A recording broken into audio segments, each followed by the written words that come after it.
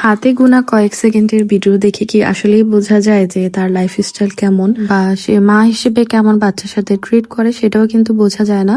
তো আজকে অনেক কিছু শপিং করেছি, সেগুলা দেখাবো। আর আপনাদের সাথে রিসেন্ট একটা ভিডিও ভাইরাল হয়েছে, রিলস ভাইরাল হয়েছে, তো সেটার কমেন্টের কিছু রিপ্লাই দেব। তো সেই ভিডিওটায় 4K রিয়েক্ট এসেছে আর 1.6 মিলিয়ন ভিউজ হয়েছে। তো সেখানে অনেক আপুরা, অনেক ভাইয়া নেগেটিভ পজিটিভ কমেন্ট করেছে। তো কয়েকটা কমেন্ট অনেক সুন্দর করে করেছে আপুরা যারা বোঝে বা ভাইয়ারা যারা বোঝে, যেমন তাদের বাসায় বাচ্চা বা ছোট বেবি আছে যারা বোঝে এরকম।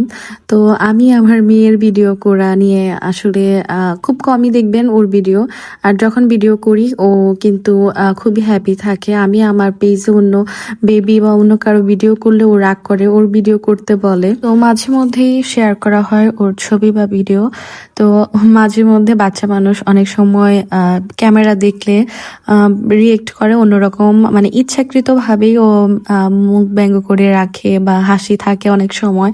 তো এরকমই ছিল একটা ভিডিওর মধ্যে, মানে যে রিলসটা ভাইরাল হয়েছিল সেটা হচ্ছে ও আম খেয়ে একদম নষ্ট করে দিচ্ছিল। আমি ওকে বকা দিচ্ছিলাম, আসলে বকা দিচ্ছিলাম না, আমি ওকে মানা করছিলাম।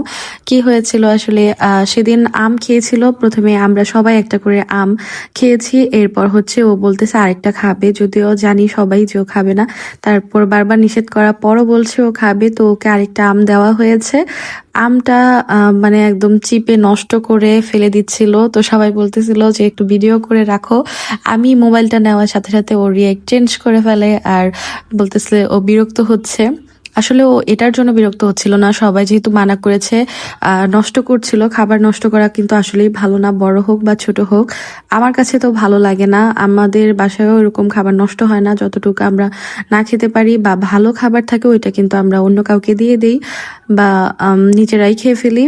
তো নষ্ট খাবার কমই করা হয়। অনেকে অনেক রকম কমেন্ট করেছে, অনেক আপুরা কমেন্ট করেছে বাচ্চার এরকম আপনারা রিলস করেন দেখে বাচ্চারা জেদি হয়, বাচ্চারা আরো কি কি কমেন্ট করেছে আসলে আমার ওইরকম খেয়ালও নেই। মানে অনেক খারাপ খারাপ কমেন্ট করেছে, আবার অনেকে করেছেন আপু মাশাল্লাহ কিউট, ও খাবারের সময় বাচ্চারা এরকমই করে বা নোংরা করে।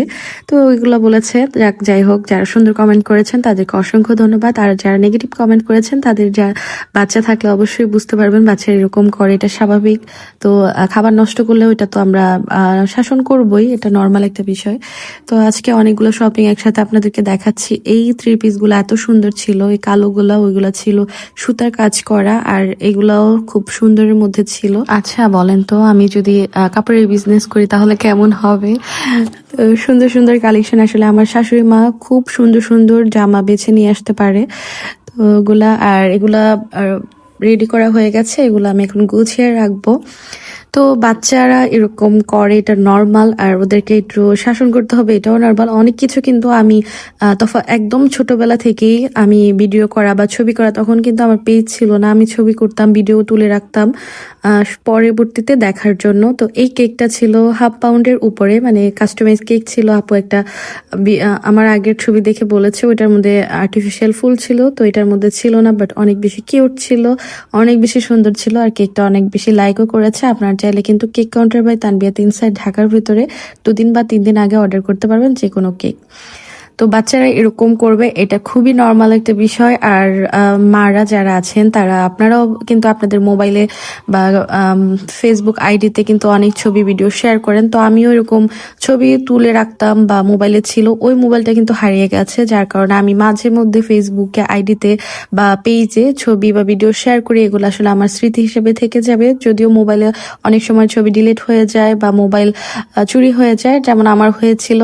তো সেই ছবিগুলো এখন আর নেই, অনেকগুলা কালেক্ট করেছি আর অনেকগুলা এখন পর্যন্ত নেই আমার কাছে। তো খুবই খারাপ লাগে, মোবাইলের থেকে বেশি কষ্ট লাগে ওই ছবিগুলাকে মিস করি, ভিডিওগুলা। তো সে কারণেও ছবি ভিডিও করা হয়, তো এটা খুবই নর্মাল।